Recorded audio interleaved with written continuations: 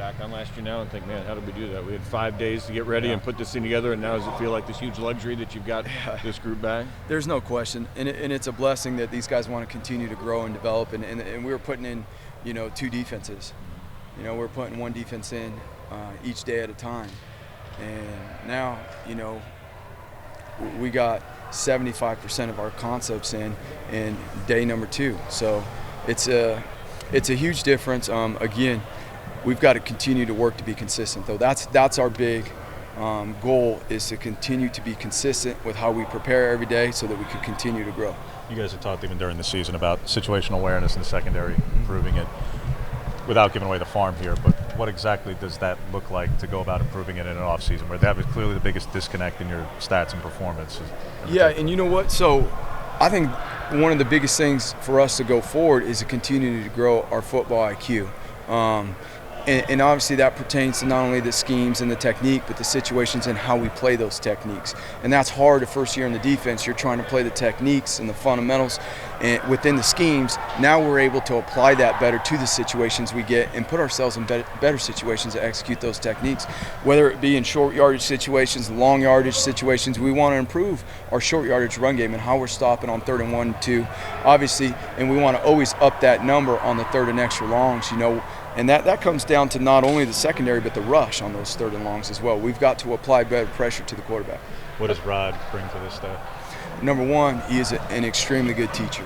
His ability to communicate clear and concise and to see what's going on out here already with their techniques, their ability to play different techniques at the line of scrimmage, off the ball, mix some things up, change the windows on the quarterback has been extremely valuable for our guys and for the defense. What would you like with Thomas of trying him at the safety spot, or I guess the nickel spot for you guys? What about? So because we were able to be very multiple in the fronts last year, now we're going to expand and move that into the secondary as well and be able to have multiple sets where we're able to use a different amount of DBs, and mix that up, change those windows.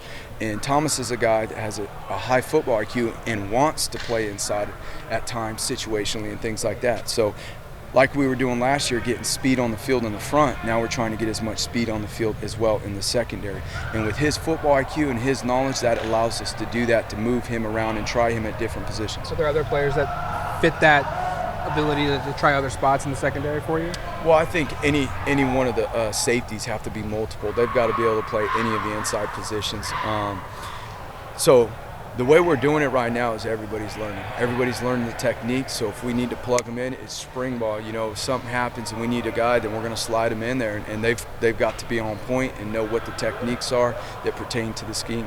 What are you looking at weak side backer to replace Troy? I know Sampson's back from an experience standpoint, right. But now that we're having this conversation, we tried in December, but right. Now that we're having it. We're here now, yeah. and that's exactly right. And so naturally the guys with the most experience, obviously Isaac being the leader of the group who played a ton of really good snaps last year, and then bringing Sampson into the fold and getting, those right now are the 2 most experienced guys, and you got MJ as well as a whole host of young guys that either redshirted last year or guys that are new to the program. But that's the foundation inside right now, and how we will go and grow and how we operate on the field, those guys will lead us. And then obviously every day is competition. That's one of the best things.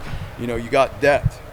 It's a crowded room. That provides competition every single day that you come to the meeting rooms and you come to the practice field. On those edges, your guys mainly, after Mace and Kayvon, it's pretty wide open from an experience standpoint. No question. Isaac and Trevin were guys who redshirted but didn't even get on the field, but put on significant weight. How much better position are they now compared to a year ago just to play and contribute? No question. And so much like KT and Mace last year, we had Bryson and Lamar.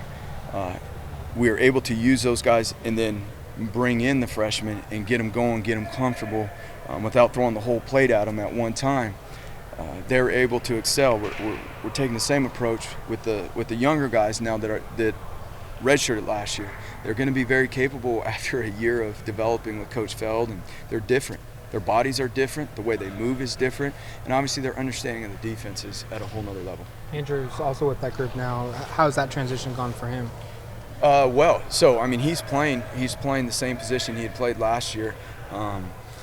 We house as we're really, it's edge players. So any and all of the edge players are in the outside linebacker room. So it really hasn't changed a whole lot. Him being in the room allows him to do more now because now he's hearing more of the true and man on line of scrimmage stuff. Yes. Talk about being more multiple at the back end. Is part of that a byproduct of just having so much talent and wanting to find ways to get those guys involved? Always. If guys deserve roles to be on the field because what they're doing off the field, what they're doing in the classroom, on campus, and here in our film rooms, and how they're working, we will find ways to get guys on the field. That only helps us. That allows us to be more multiple. Offense has got to prepare for more things. It allows us to have more in the bag. You know, when we face these different offenses, you know, you're going to face pro styles, you're going to face the spreads, the spread reads, the spread air raids, you know, so we've got to be able to put a defense on the field that's going to be able to pertain to those. With no game to prepare for, how do you define a successful practice? How we operate, number one, first and foremost, our mentality and how we operate in the pre-snap. That's always, okay? And we can skip everything in between from how that ball snapped and how we execute and go right to the end and finish. That's what we want to see right away. And then, you know, what we do focus on is an individual. It's all about those fundamentals and those techniques, And when we get to the film room, then we focus on from that ball snap, obviously everything in between, because now we can coach. When they're on the field, we want them going fast. So for us, a successful practice, how we operate before the ball snap and how we operate and finish on those things. And now obviously the mentality we play with and the fun we have out there too. When you talk about trying to put a lot of these guys on the field, Andy in particular, especially on those third down spots we're talking about. All right, again, we're not talking about a game week, so I know it's scheme, but I don't want to get too detailed. Yeah. But how exotic does one get where, like, Rex Ryan used to throw 9 and 10 DBs. I think the Eagles have done stuff like that where, again, you're facing a passing situation. Do you get inspired by things like 9 and 10 DB packages? When we start getting into those passing situations, as much speed on the field as possible. Up front and in the secondary. And so, to answer your question, we're not game planning for anybody. What we're doing is we're building on our packages and fine-tuning our ability to execute in these different packages. And when we get into a normal week of spring ball here, I mean, Tuesday's like the beginning of a practice. Tuesday of a game week. We're working hard on the run game fundamentals and what we're doing in the early downs, the first and second downs, and then obviously we're progressing through the week on how we're playing the other situations. So we're not game planning anyone, but we're building on our packages as we go throughout the week, each week. Time for a couple more? How have you seen Adrian Jackson return? Obviously, he missed last season. He seemed like a really explosive player. Is he Very kept that? explosive, What have you seen from him? Yeah, he's explosive now, so he's well on his way to getting back and doing his thing out there. And we're excited about that because that gives us another guy off the edge that can absolutely get off the ball and go. So we're extremely excited about his progress and where he's going. Is he an outside? He's an edge guy. Yeah, he's exclusively. An edge guy. He's an edge guy. Where does Andrew, just a guy we didn't talk about a lot last season, but where does Andrew Johnson just fit in that mix of the edge guys? So he's more of an outside. He's more a true Sam linebacker is what he will play. Okay, so similar to what Lamar did. That's one of the roles that we're filling there when we're playing the pro style teams, and we got to get into the true base defense and things like that.